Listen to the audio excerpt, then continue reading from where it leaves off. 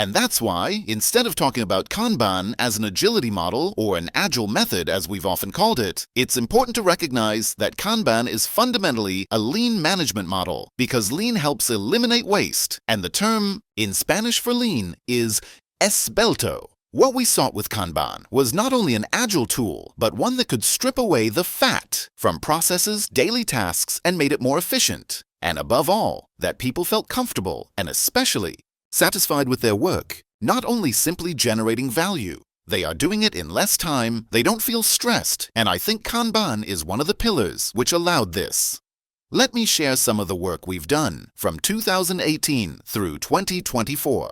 One of the first things we started to work on when we heard about Kanban boards was something that would help us visualize the work. And I think that that's one of the common denominators which we've been hearing throughout the day. Visibility, right? What you can see here are our first Kanban boards in 2018 and 2019. They were physical boards, but they offered the basics, which is visibility.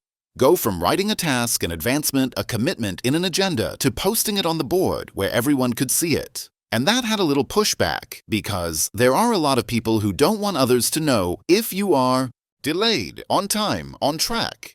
People don't like that. They naturally don't like it, so it was a bit of a hurdle. But soon people saw the advantage because they could not only see their work, but the progress of the whole organization and team. They could see the impact of the organization. Moving on. When the pandemic arrived, how could we maintain motivation in people when didn't have in that part of the world, which is known as a home office? People didn't talk about the home office. Talking about the home office in the organization was what we called a bad word. Leaders didn't like it. Nobody wanted to have a home office because they said that if I send them home, it's so that they won't do anything. I can't keep an eye on them. So the pandemic arrived. I don't know if you saw the comments online, but they were pretty funny when they asked, what helped digitalize organizations? And the two options were digital transformation and COVID. And the result was COVID, not an area of digital transformation. Right.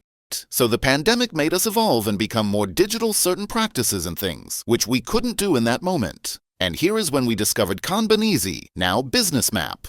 We were looking for a tool which would allow that flexibility. When we started experimenting with Kanbanize, we were working with Trello, which I think the majority of you have experimented with, but it didn't offer all the things we were looking for, especially when it came to safety.